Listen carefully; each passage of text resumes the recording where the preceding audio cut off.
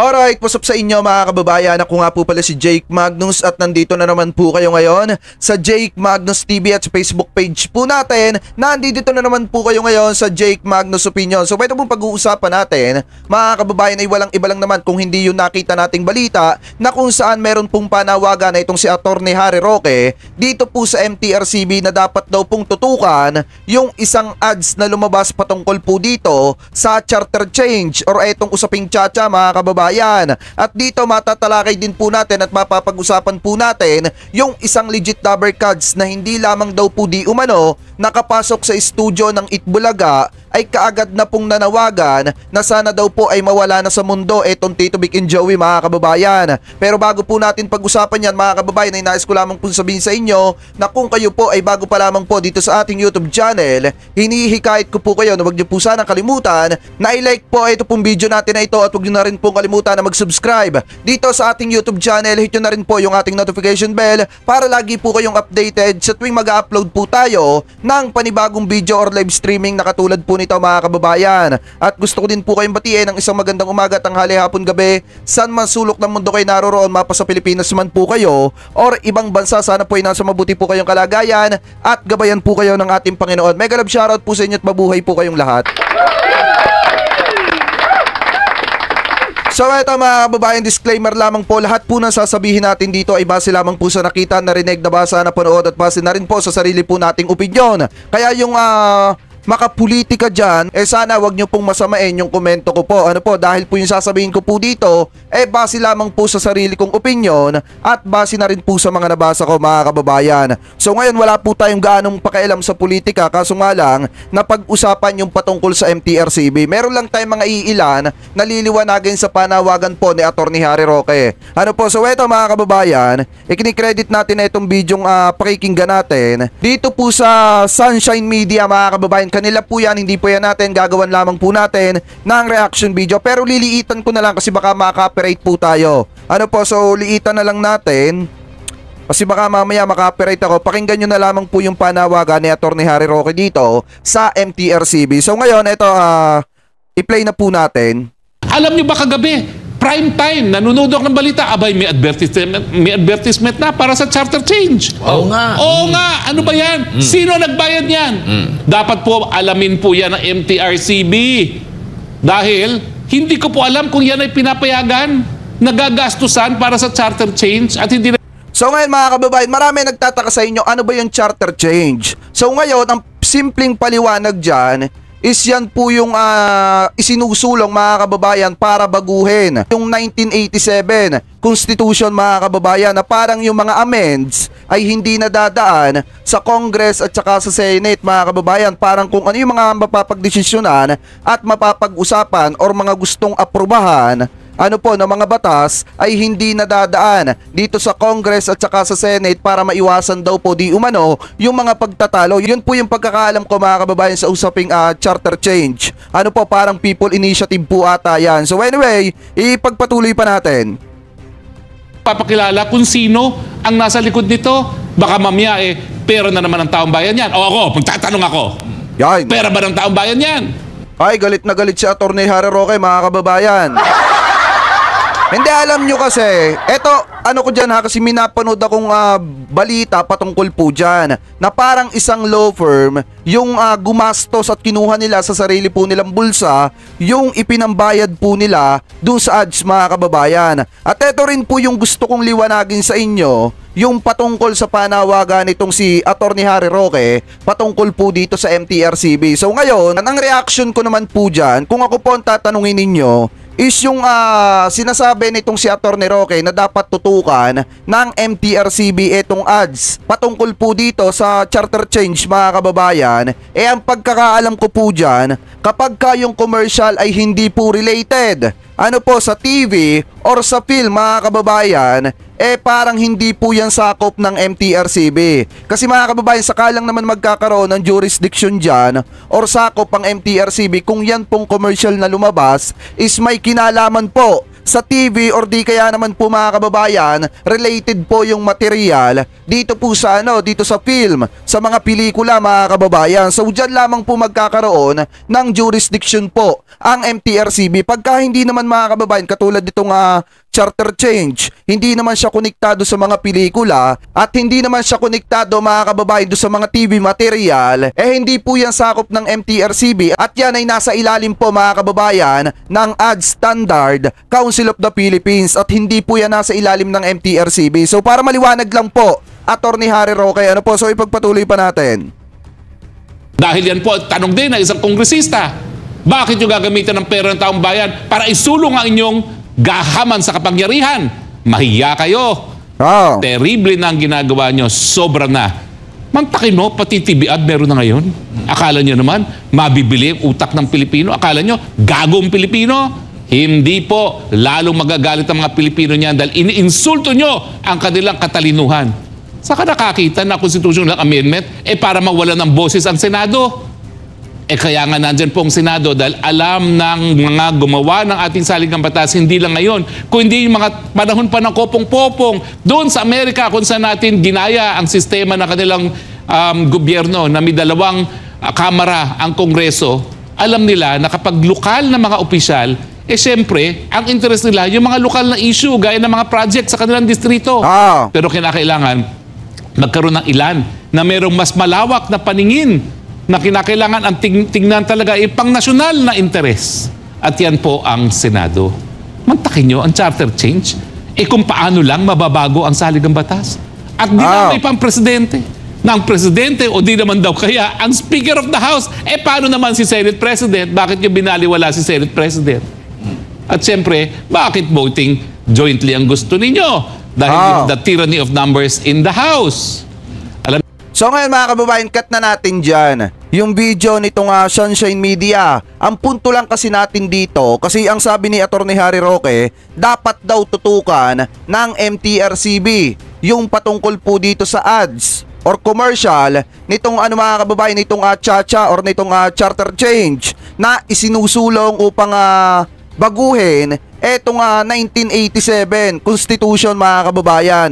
So ngayon, gaya nga ng sabit paliwanag ko kanina, hindi na po yan sakop ng MTRCB, lalo na kung hindi naman yan related sa film or dito sa TV material mga kababayan. So hindi po sakop yan ng MTRCB at yan po ay nasa ilalim, gaya nga ng sabi ko kanina, is nasa ilalim po yan ng AD Standard Council of the Philippines at hindi po nasa ilalim yan or nasasakupan ng MTRCB mga kababayan. Magaling po yung maliwanag po tayo kasi alam ko naman yung isang pinupunto dito ni Attorney Harry Roque kung bakit mainit sa mata po nila etong MTRCB ngayon mga kababayan dahil nga dun sa nangyari na pagka-suspense ng dalawang segment mga kababayan nitong SMNI. Kaya po mainit sa mata nila ngayon ang MTRCB. So ngayon mga kababayan, ang opinion ko naman dyan, kung ako tatanungin nyo, dapat hindi po nila pinag-iinita ng MTRCB. Kasi ang nakikita ko dito mga kababayan, naghahanap po sila ng karamay. Na kada makakakita ng mali sa iba, kailangan agad imbestigahan at tutukan ng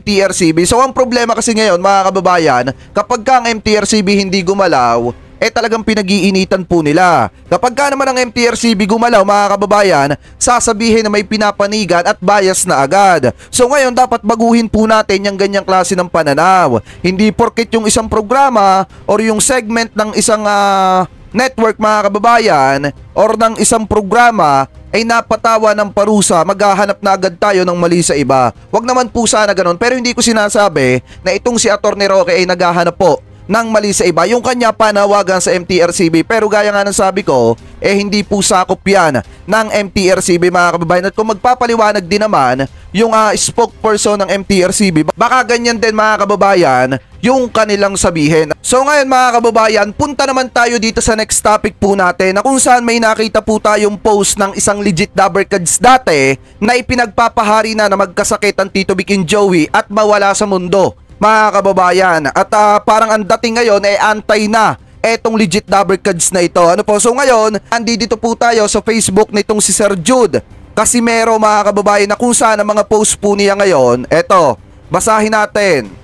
Kung mapapansin ninyo, dito muna tayo magsimula nung binabatikos niya etong Tape Incorporated at ipinagtatanggol niya ang Tito Vic and Joey mga kababayan. So ngayon kung makikita ninyo yung mga post niya, Merry Christmas to all. Isineshare pa niya mga kababayan yung video or yung mga picture ng Tito Vic and Joey. So may mga nakalagay pa dito, pinuntahan ko Dabarkads kanina. Kanina nasa Christmas vacation pala. Yan yung sabi niya mga kababayan. So sabi pa dito, nakakahiyang abogado ng tape. So sa madalit salita mga kababayan, ng kinakampihan niya ang Tito Vic and Joey. Pero nagtaka ako dito sa mga post niya mga kababayan na ilang araw pa lang yung nakakalipas. So magsimula po tayo dito sa isa nating nakita na post niya na kung saan mga kababayan tinitira na po niya ang Tito Vic and Joey at saka yung Itbulaga. So ngayon mga kababayan, dito na po tayo mag-umpisa sa nakita nating post niya na kung saan ang sabi niya dito, magmula ngayon hindi na ako makaitbulaga, showtime na ako. Yan po yung sabi niya mga kababayan. Sabi niya pa dito, masasama mga ugali ninyo, kaya tinitira kayo. Yan po yung sabi niya. Sabi niya pa dito mga kababayan, ang EB o etong Itbulaga, plastic matagal ko na silang kasama. Yan po yung sabi pa niya. Sabi pa niya dito, magne-Netflix na lang ako kaysa manood ng Itbulaga. Yan yung sabi niya, EB. Ngayon, eto pa yung isa mga kababayan. Sabi niya pa dito, kapag init-software ka, dun ka na sa kabila. Yan po yung sabi niya mga kababayan, which is dito sa It's Showtime na daw siya. So ngayon, nag-post siya ng It's Showtime na logo mga kababayan at meron po siyang post na 3 hours ago. Eto po yun mga kababayan na talagang ikinagulat ko din. Akala ko kapag kasi mga kababayan sinabing legit Dabarkads, talagang yung suporta mo kahit hindi ka makapasok sa studio, kahit hindi ka makapanood doon mga kababayan, or hindi ka papasukin doon dahil nga baka late ka nang dumating, akala ko yung support at pagmamahal mo na andun pa rin sa Tito Vic and Joey at saka po sa mga legit Dabarkads. Ngayon nagulat ako mga kababayan na meron po siyang post, eto pa, na meron po siyang post mga kababayan na kung saan sinasabi niya dito. Eto, basahin po natin. Jude Casimero yung nagpost. May mamamatay isa sa TVJ soon. Abangan. Yan po yung sabi niya dito. May mawawala daw po na isa sa TVJ. Abangan daw. So eto daw, may ikinoment po siya sa baba ng kanyang post. Sabi niya dito, just wait, due to sickness. Yan po yung sabi niya, maghintay lamang daw sa pagkakasakit ng Tito Vic and Joey. So ngayon mga kababayan, ang komento ko dito kay Sir Jude Casimero mga kababayan, dapat hindi ka nagpapahari ng ganyan. Dapat hindi mo ipinagdadasal na yung kapwa mo mawala sa mundo. Kasi unang-una mga kababayan, yung mga nagpapahari ng ganyan, yan yung kalimitan na talagang saglip na dun sa ipinapahari mo mangyari, minsan sa iyo pa. At ang pinakamasaklap sa isa sa miyembro ng pamilya mo, wag naman sana. Pero dapat hindi ka ganyan magsalita, porket hindi ka lang nakapasok di umano sa studio ng Tito Vic and Joey, ganyan ka na agad. Diba ang pinakamasaklap pa dito mga kababayan, ipinagpapahari niya pa na mawala na etong Tito Vic and Joey at magkasakit. Ano po, kung tutusin, pwede nga itong idemanda ng Tito Vic and Joey kasi unang-una, hindi nga natin alam mga kababayan kung ipinagpapahari niya ba na magkasakit or di kaya naman may binabalak siya sa Tito Vic and Joey para mawala yung TVJ sa mundo. Diba ang pinakamasaklap pa dito mga kababayan, hindi ko alam kung nasa saan ang utak nitong si Sir Jude Casimero. Kasi nga unang-una mga kababayan, kung ikaw talaga legit Dabarkads, hindi ka ganyan magsalita sa mga iniidolo mo at hinahangaan mo. Pwera na lamang kung Trojan horse ka ng kabila. Or di kaya naman ang mga noon time show na kalaban ng Tito Vic and Joey na kunyari pumapanig ka at kumakampi ka sa Tito Vic and Joey, yun pala may pagkabalingbing ka. Hindi kasi mga kababayan, sa akin ang komento ko ganyan pagkabalingbing kasi yung isang tao, kunyari sinusuportahan mo, kinakampihan mo, pero deep inside may binabala ka pala. Kita nyo ito, hindi lang napagbigyan, hindi umano na makapasok sa studio ng Itbulaga na branded mga kababayan dahil nga baka tanghali nang dumating or di kaya naman mga kababayan, baka walk-in po siya tapos late na nakapunta kaya hindi siya nakapasok. Or di kaya naman mga kababayan nagpapapansin sa Tito Vic and Joey pero hindi napansin dahil nga sa dami ng ginagawa ng Tito Vic and Joey mga kababayan kaya nagkaganito. Kasi unang-una 'di ba sinasabi niya kilala niyang matagal etong Tito Vic and Joey. Baka naging trabahador ito ng Tito Vic and Joey, mga kababayan, at isa sa mga empleyado ng Tape Incorporated, di umano, na naglalabas ng kanyang sama ng loob. Pero hindi binabanatan niya ang Tape Incorporated, mga kababayan. Kaya nga para sa akin, etong si Jude Casimerong ito, parang Trojan horse ito. Kunyari kumakampi sa Tito Vic and Joey, pero deep inside, mga kababayan, baka nga tanim pa ito ng kabila. Or di kaya naman ng mga noon time show na kalaban po ng branded na Itbulaga, mga kababayan. Kasi biruin mo, pagpapahari mo yung idol mo, mawala sa mundo't magkasakit dahil lamang sa hindi ka nakapasok sa studio ng EAT or di kaya naman ng branded na Itbulaga, mga kababayan. Dahil sabi dito, ito, kaya natin nasabi na baka hindi nakapasok sa studio ng branded na Itbulaga kasi nga may mga ganitong nag-comment po sa kanya. Sabi dito nitong si Kuya Joel De Los Santos, ayan, Nino Casimero, di siya pinapasok sa studio. Yan po yung sabi niya. Sabi naman ni Nino Casimero ng TVJ. O yun yung sabi, mga kababayan. Sabi pa dito ni Joel De Los Santos, di ko sure kung sino yung hindi nagpapasok daw. So ngayon, sabi pa dito ni Jude Casimero, majujonda na daw, majujonda na yan, believe me. Or mawawala na daw po yung mga matatanda, parang ganon. Or madidedo na, mga kababayan. Maniwala daw sa kanya. At alam ko ang kulay at hasang ng mga yan. 10 years kong kasama mga yan. Di putang yan. Yan po yung sabi, mga kababayan, dito sa Tito Vic and Joey nitong si Jude Casimero. May mga nag-comment pa, sabi dito, masama po mag-wish ng masama sa kapwa-tao. May dahilan siguro kaya di ka nakapasok sa studio, baka kasi need pa ng registration. Yan po yung sabi dito. Sabi naman itong si John Bidanes, Idol, bakit baligtad ka na sa TVJ? Ganda ng mga nakaraang post mo sa kanila. Ngayon, biglang magma-dead na. Yan po yung sabi dito, mga kababayan. So ngayon, hindi ko alam kung may katotohanan na hindi ito nakapasok sa studio. Kasi biruin nyo, mga kababayan, ang babaw naman ang kanyang dahilan para pagsalitaan niya ng hindi maganda ang Tito Vic and Joey kung talagang hindi siya nakapasok sa studio. Kasi unang-una, talagang yung sinabi niya sa Tito Vic and Joey, below the belt.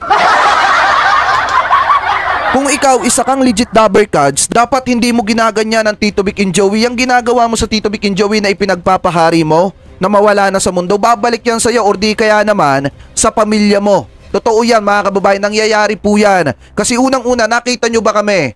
Kahit minsan naiinis tayo sa mga halusos, kahit minsan naiinis tayo kina Paulo, dun sa kabila, mga kababayan, kina Bell Spills, nakita nyo bang ipinagpahari namin na mawala etong taga-kabila, mga kababayan, or di kaya naman pumanaw na sa mundong ito? Hindi namin magawa-gawa yon. Bakit? Kasi nga meron kami mga pamilya at alam namin na may pamilya din po sila. So ngayon, etong si Sir Jude Casimero, pwede ito, mga kababayan, masampahan ng demanda ng Tito Vic and Joey kasi pinagpapahari niya Masama yung sinasabi niya sa kanyang kapwa. Talagang sobrang below the belt. Biruin nyo, sabi niya, believe me daw. Madidedo daw ang Tito Vic and Joey. Sabi niya pa, hintay-hintayin lang at magkakaroon ng matinding sakit. Etong Tito Vic and Joey, yan ba isalitain ng isang nakasama ng Tito Vic and Joey porket hindi ka lang nakapanood sa studio, ganyan ka na? Aba naman, wag po nating ugaliin, mga kababayan, na masyadong maging mataas yung tingin natin sa ating sarili na kapag hindi tayo napagbigyan ng ating kapwa ay magtatanim agad tayo ng sama ng loob at titirahin agad natin sila at ipapanalangin na mawala na sa mundong ito. Masama po yun, mga kababayan, lalo na Sergio Casimero, may katandaan ka na. Baka mamaya kakapagpahari mo sa Tito Vic and Joey, ikaw yung mauna.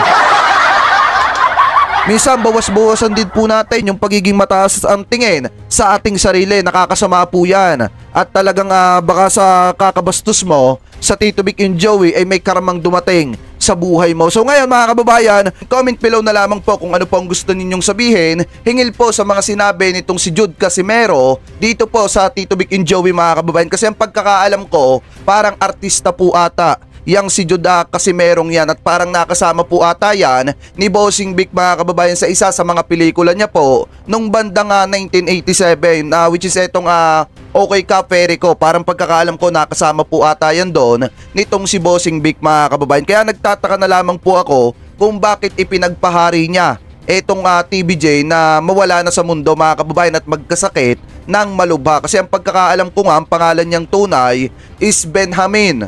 Ano po, Benjamin Jr. Casimero. Yan po yung pagkakaalam ko na tunay na pangalan niya. So anyway, kayo po comment below na lamang po kung ano po masasabi ninyo. Hingil po dyan sa mga sinabi niya po patungkol sa Tito Vic and Joey. And then punta na po tayo dito sa next topic po natin, which is mga kababayan, masasabi po natin ito na isang good news sa pagitan po ng TV5 at saka po ng CNN. Dahil kung matatandaan nyo, naging maganda yung pagsasanib pwersa nitong CNN at saka po nitong TV5 mga kababayan. Kaya medyo maganda yung kinalabasan na resulta. So ngayon, pakinggan po natin itong inilabas na vlog nitong si Models of Manila FM sa kanyang Facebook page mga kababayan patungkol po sa isang good news na naman na posibilidad na gawin na naman po nitong si Sir MVP dito sa TV5 at saka sa kanilang ugnayan dito sa CNN para mas lalo pang lumakas mga kababayan ang signal at network nitong TV5. Ano po? So ito, panoorin po natin.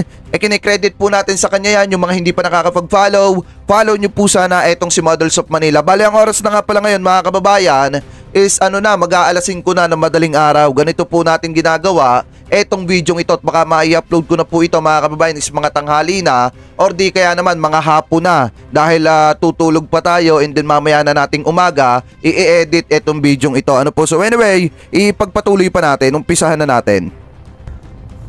So ito mga Dabarkads, may panibagong good news po ulit. Pagkatapos nung matagumpay na launching ng Eat Bulaga nung Sabado sa TV5 at sa Channel 9, okay? Mukhang mas lalo pa pong lalaki yung partnership between TV5 and CNN Philippines. Okay, so basahin po natin itong article ni Kapatid Insider pagkatapos mag-react tayo. At ano ang ibig sabihin nito para po sa Eat Bulaga at sa mga paborito nating programa? So, is business magnate MVP serious in seeking expansion for his media empire? This is the million-dollar question after an article from Bilyonaryo was released within this week. So, according to the report, Pangilinan seeks to expand their partnership with 9 Media Corporation. Yon, a media corp owned by the Tieng family, Solar. So ang tinutukoy dito mga kababayan na 9 Media is etong RPN or etong CNN ngayon mga kababayan. So, based on the article, aside from seeking a full simulcast of the games ng PBA and Eat Bulaga, so dito full simulcast, ibig sabihin ba nito pati yung mga weekdays ay lalabas na din sa Channel 9, okay? The Pangilinan Group also seeks to simulcast some news programs of One News, TV5's cable news channel on CNN Philippines. O some programs of One News as well as One PH ay nagpaalam during the last week of 2023. So kaya ba nagpaalam yung mga yon, lilipat sila sa Free TV, sa CNN Philippines, sa Channel 9. So mukhang mas nag-i-integrate po yung partnership nung dalawa. So sa akin magandang development po ito. Kasi of course, tuloy-tuloy yung pagpapalaki ni Boss MVP. This last year, Luzon, nagkalat ng maraming mga transmitter. I believe this year, Vismin, magro-roll out ng maraming mga transmitter para mas lumakas yung pong ratings ng TV5 lalo. Pero syempre, mas mabilis kung magpa-partner na lang. Para yung mga sulok-sulok, yung mga lugar na hindi pa po naabot ng TV5, lalo na sa mga probinsya, ay pwedeng maabot po ng Channel 9. So ngayon mga kababayan, di ba kung matatandaan ninyo, lagi kong sinasabi dun sa mga basher ng TVJ, especially yung mga basher ng TV5, di ba kung matatandaan ninyo, sinasabi ng mga basher na napakahina pa rin talaga ng 5 kumpara dito sa GMA Network. Pero ngayon mga kababayan, eto na yung isa sa mga sagot na talagang hinihintay din natin. Yung mas palawakin pa ng TV5, yung kanilang nasasakupan at magkalat pa sila or mag-develop pa sila mga kababayan ng napakaraming transmitter at makipag-merge sila or di kaya naman makipag-partnership sa isang network na talagang masasabi nating malakas din pagdating sa mga probinsya. At nangyayari na nga mga kababayan dahil nga kung makikita ninyo mas pinalalawak pa nitong si Sir MVP or pinalalalim pa yung kanilang ugnayan dito sa CNN mga kababayan, na maganda naman para sa atin lalo na yung mga nag-aabang ng Itbulaga, dahil kapag ka lumakas ng lumakas itong TV5 mas lalong lalakas ang ratings natin mga kababayan. Kung nangunguna tayo ngayon, mas matindi pa yung mangyayari sa mga susunod na hinaharap mga kababayan. Kaya nga sabi ko doon sa mga basher, maghintay kayo ng 2 to 3 years bago ninyo makita yung napakatinding resulta na hinahanap ninyo. Ano po, so anyway, eto na, nangyayari na kasi nga tinatrabaho na ng TV5 na palakasin pa yung kanilang nasasakupan. So ipagpatuloy pa natin. So, kaysa magtayo ng sarili, kaysa magano, ito po may malaking network na idadagdag. Tama. At isasama po dito. So, ganoon talaga, may mga lugar malabo yung Channel 5 pero malinaw yung Channel 9 and vice versa, di ba? So, hopefully po ay mas lumawak po yung reach, mas maging shortcut po ito kaysa magtayo ng mga transmitter na gagawin naman, pero syempre it would take time and malaking cost para kay Boss MVP. So, para sa akin po, this is a very good development and tuloy-tuloy po yung partnership ng RPN at ng TV5. So, according dito sa article, may posibilidad siguro na baka pati weekdays lumabas na din sa RPN 9. Okay, mukhang maganda yung naging kanilang feedback nung Sabado sa RPN. So, hopefully po ay simula pa lang ito ng magandang partnership. The media landscape is changing. Kailangan pong mag-adjust, kailangan pong magpalakas, and hindi na lang po ako magtataka kung magulat na lang tayo yung TV5 ay kaya nang makipagsabayan ng reach pagdating po sa number 1 ngayon sa bansa na GMA. Okay, so abangan po natin yan. Tapos kaya nga yung mga bumabatikos sa TV5 na sinasabing napakaliit, napakahinang network, mag-abang lang kayo ng mga ilang taon at kayang-kaya na niyang sabayan etong GMA7. Ano po, dahil nga eto mas lamang pa rin mga kababayan yung tinatrabaho kesa dun sa umaasa lang sa kanilang posisyon. Mga kababayan, kumbaga, mas mainam yung nagpapalakas kaysa yung umaasa mga kababayan sa pagiging number 1. Much better pa rin yung kinakalabasan ng talagang nagsusumikap at mas lalo pang pinalalawig yung nasasakupan niya kaysa yung umaasa lamang po na number 1 talaga sila. So ngayon mga kababayan, pagpatuloy pa natin. Lumalabas din ng mga baka yung ABS-CBN magkakaroon na din ng sarili ulit na na franchise. So ibang usapan yun, pag-usapan din natin mamaya. Pero anyway, this is very good news po para sa TV5. Magandang pasok sa 2024 and tandaan po natin every Saturday sa Channel 9 simulcast yung Itbulaga sa kanyang bagong tahanan sa TV5 at ang kanyang original na tahanan sa Channel 9. So, ang gandang ending po ito sa talagang pinagdaanan na very challenging 2023 ng Itbulaga. And we are hoping na mas lalakas pa po in the coming years as we go for gold and beyond. Okay? So, magiging partner po natin ng Channel 5, ang Channel 9 as we go towards the 45th year, tapos susunod po 50th year. Confident po ako by that time, kung malaki na po ngayon, mas lalong malaki pa. Who knows, baka by that time number 1 station na sa Pilipinas ang TV5. Tama. So, hindi po ako magtataka dahil siyempre sa commitment ni Boss MVP, sa kanyang husay nung kanyang mga management people, and of course yung kanilang move na pagkuha sa TVJ at Itbulaga sa TV5. So baka yun ang sinasabi natin yan parati, ayaw maniwala. Yan ang magiging spark para eventually maging number 1 ang TV5 sa buong bansa. Okay, who knows, baka pag sa golden anniversary ng Itbulaga, number 1 na ang TV5. Tama. Maraming pwedeng mangyari in 5 years. So thank you very much guys. See you po sa next video po natin. Bye-bye. So ngayon mga kababayan, napakinggan nyo naman yung magandang balita na inihatid sa atin itong si Models of Manila base sa isang article na nabasa niya po na galing dito sa Kapatid Insider News mga kababayan, na yung article na yun naman is pinost na una ng Bilyonaryo.com mga kababayan. So ngayon, ang maganda kasi dito, ito talaga yung lagi kong sinasabi rin. Buhat nung napapunta itong Tito Vic and Joey, itong branded na Itbulaga, mga kababayan, dito sa TV5 na ngayon ay Itbulaga na talaga, masasabi nating lumakas ng matindi etong TV5. Gaya nga po ng sabi ko sa inyo nung mga nakaraan, di ba kung hindi dahil din sa Tito Vic and Joey, hindi makakamit ng GMA7 yung pagiging number 1 po nila pagdating sa network, mga kababayan. So ngayon, kita nyo naman yung nagiging improvement ng TV5 nung napapunta ang Tito Vic and Joey dito sa TV5, mga kababayan, dito sa kapatid. So ngayon, napakaganda ng nangyayari na pag-usad nitong TV5 dahil bukod nga naman sa magkalat sila or magparami sila ng mga transmitter, talagang napakaganda ding desisyon at hakbang yung makipag-partnership sila dito sa CNN, mga kababayan, or dito sa RPN9. So maganda yung kinakalabasan ng pagtatrabaho para palawakin yung kanilang nasasakupan nitong TV5, mga kababayan, at deserve naman nila na in the future ay maging number 1 po talaga sila. So anyway, mga kababayan, kayo po, ano po ang komento ninyo hingil po dito sa mga tinalakay po nating topic, mga kababayan? Comment below na lamang po kung ano po masasabi ninyo hingil po dito sa isang commercial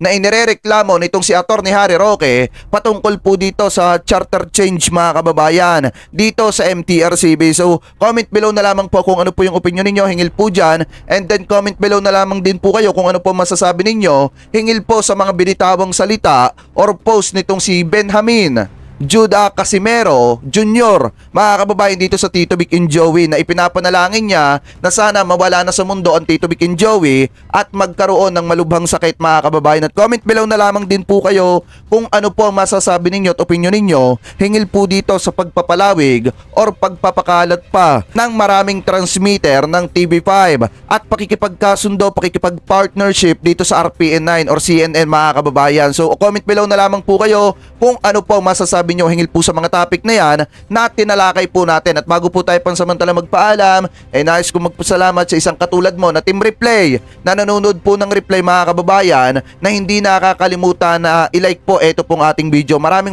salamat po sa inyo, lalo na rin sa mga nanonood ng Team Replay na hindi po nakakalimutan na mag-iwan ng inyong mga komento. Maraming salamat din po sa inyo, mga kababayan, lalo na rin sa mga nanonood ng Team Replay na hindi nakakalimutan huwag i-skip ang ating mga ads. Maraming salamat po sa walang sawang pagsuporta at pagmamahal ninyo dito sa ating channel. Ganun din po sa Tito Vic and Joey. Maraming salamat po. Ingat po kayo palagi. God bless po. Thank you po sa lahat ng mga Team Replay at sa lahat ng mga nanonood ng mga premiere po natin. Maraming salamat po sa inyo. Ingat po kayo palagi. God bless po. Thank you po.